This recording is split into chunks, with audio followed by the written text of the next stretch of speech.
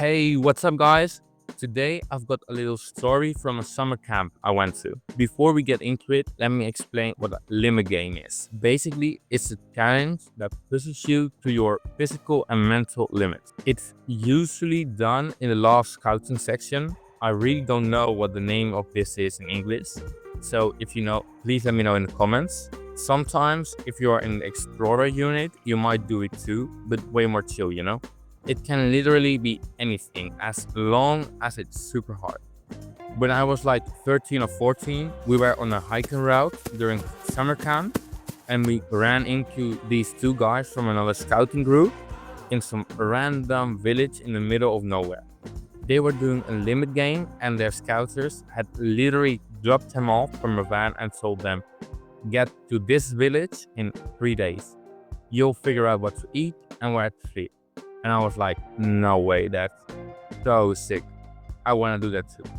But since I was only 13, obviously they didn't let me. But when I finally got to the last section and my scouts said we were going to do one, I didn't even hesitate. I was in. So the game was split in two parts. I'll tell you the first part first. At base camp, they made us take our SIM cards from our phone so we didn't have any data or we couldn't call anyone. Then they gave us a cup full to the brim with juice. And that was it. You can only bring your phone without SIM and the cup full with juice, nothing else. The goal was simple. Complete a list of missions, like finding what's written on the church and the village, how much a house costs there, and take a selfie at certain spots, like the village fountain, the tractor. Even we had to take a selfie with the mayor of the village, and so on. We had to send proof to our scouters every hour. If you didn't send anything in 1 hour, you were out. Whoever finished first and had the most juice left in the cup won. Only one problem, you didn't have any data. So yeah, you had to find Wi-Fi too. When we got to the village, they dropped off each of us in a different spot and the game started. At first, it was fine, but when you've got 5 minutes left to find Wi-Fi in 60 degrees Celsius heat, it's not so fun. Finally, I found Wi-Fi at the village school, which was literally at the top of the last street. I sent all the photos I had so far, then kept doing more challenges. And this went on for hours and hours on end. Running around the village with a cup of juice in my hand, constantly climbing back up to the school over and over again. Now, honestly, I complain, but in the moment it was pretty epic. After a few long hours, we all completed our missions and met up with the scout. They announced the winner, which obviously wasn't me, and we all thought it was over, and we were heading back to camp. Nope. Plot twist.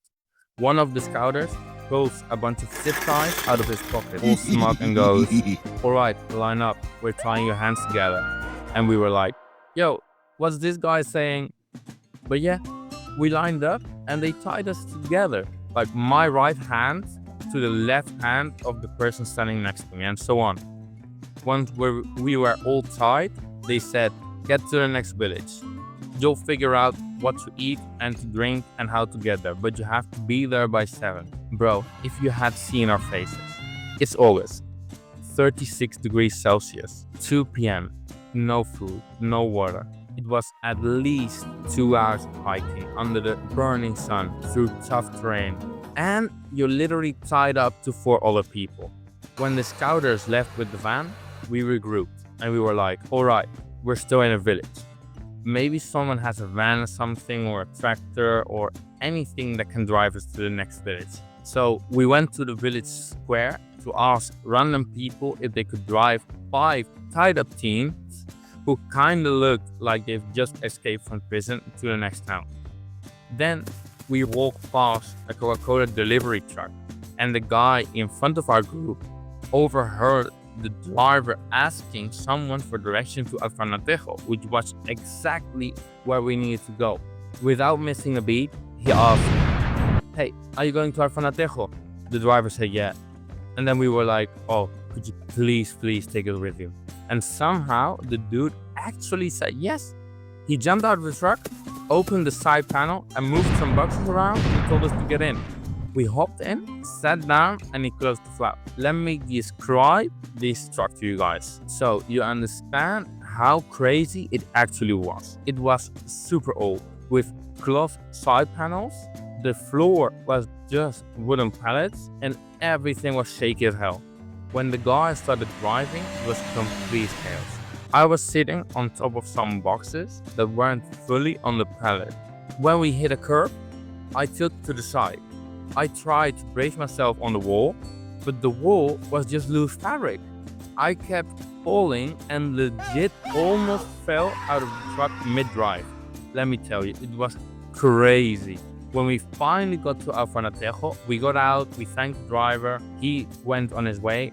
I pulled out a Swiss Army knife that I've hidden in my shoe before leaving camp without the scouters seeing, obviously, and we carefully loosened the zip ties without breaking them.